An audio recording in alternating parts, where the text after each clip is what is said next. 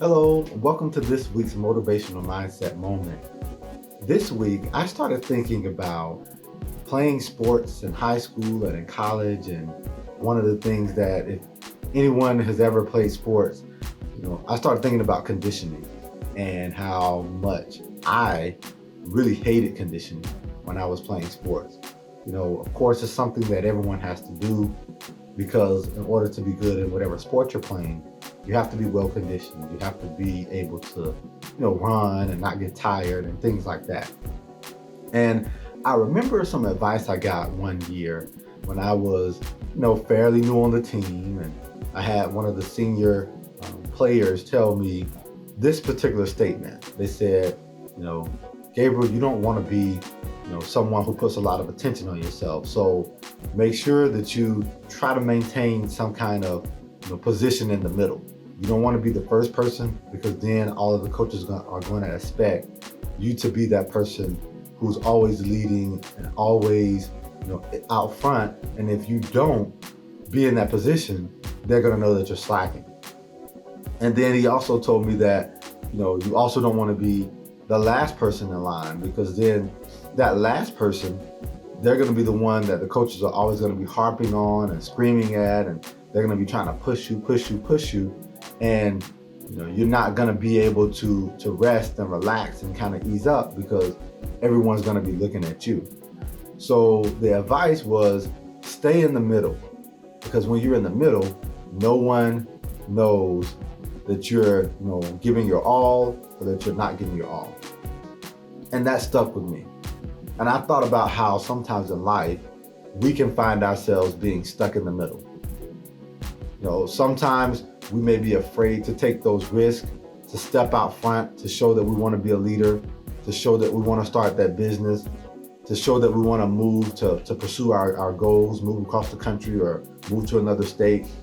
And we kind of shrink back because we think if I make that step, if I step out front and I fail, then other people are going to be looking at me. Other people are going to know that I took this leap, I took this step, and it wasn't successful. And I had to come back to my home or to my parents' home, or I had to move back to the state that I moved from. And a lot of times that gets us frozen.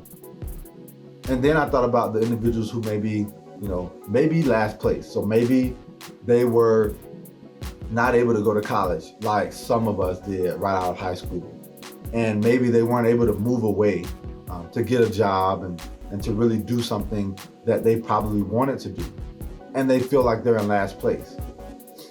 There's nothing wrong with being in last place because in those places, a lot of times there's individuals who can come alongside you and help to develop you in whatever it is that you are wanting to be developed in.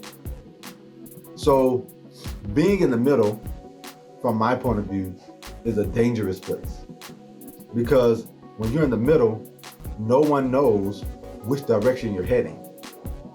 They don't know if you're heading towards leadership and trying to take actions to be more successful in life, or they don't know if you're wanting to slide back into being in last place because you haven't had someone come alongside you to push you. So I think it's important this week for you to kind of think about where you are right now, where you are in life, where you are in your career, where you are in your business, where you are in your family life, and find out if you need to be pushing yourself to get closer to the front so that others will know that this person is hungry and willing to take a risk to do something more. Or if you are in the middle, shifting closer to being in last place, think about that and then ask yourself, who can I find to help me come alongside this journey so that I can keep moving forward? Don't get stuck in the middle because when you are, no one knows that you are flying under the radar, which means that no one's going to be there to help you like you probably would get if you were first or last.